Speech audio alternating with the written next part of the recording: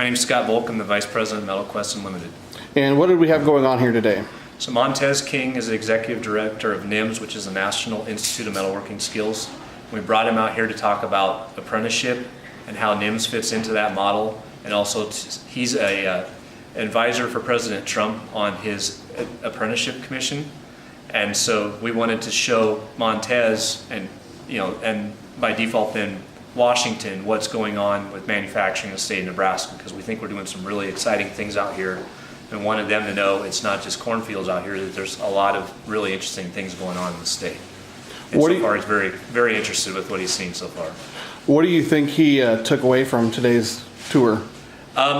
I think that it helped open up his eyes, that he mentioned when we were out there that we're doing things that he's never seen anybody do, and this guy goes to some pretty phenomenal places around the United States and actually around the world, and he's telling us that we're doing things that he's not seen before or not seen to this scale, this level anywhere else. So that's pretty fascinating to hear someone like that that's been around say stuff like that. Okay, and what do you hope he takes back to Washington with him about MetalQuest and about Nebraska in general? I think just that manufacturing is really important in this area of the state, and that I think there needs to be more focus on that Nebraska has a lot more to offer than just farming.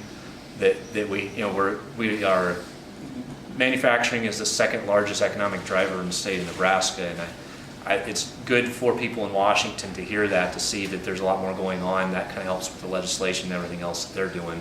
Understand that there's more to Nebraska than just farming.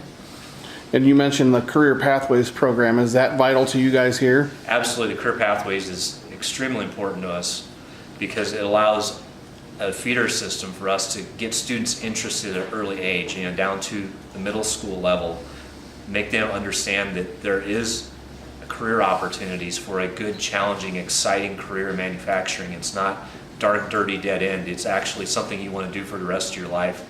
There's a lot of challenges to it, so that those career centers are actually starting to instill that in students at a young age and giving them that training, so when they come and start working for us, they can hit the ground running instead of us having to do all that training that they're already receiving in high school and college. The one employee you were talking to in there with Montez, you mentioned something about some skills competition he just got back from? Yeah, Broderick Arms, the Skills USA, Nebraska, had their competition in Grand Island last week, and Broderick won his division and his the competition that he was in, and he's now qualified for the national event that I believe is in Louisville. Louisville, Kentucky this year. Does having employees like that help you as far as gaining better employees in the future, you feel? I think so. If you're attracting, it's like anything else. If you have the #1 draft recruit in football, everybody looks at you and it's like, hey, if he's going there, maybe I want to go there too. So if the more people, that's literally what we have here, is we have a #1 draft pick on Skills USA.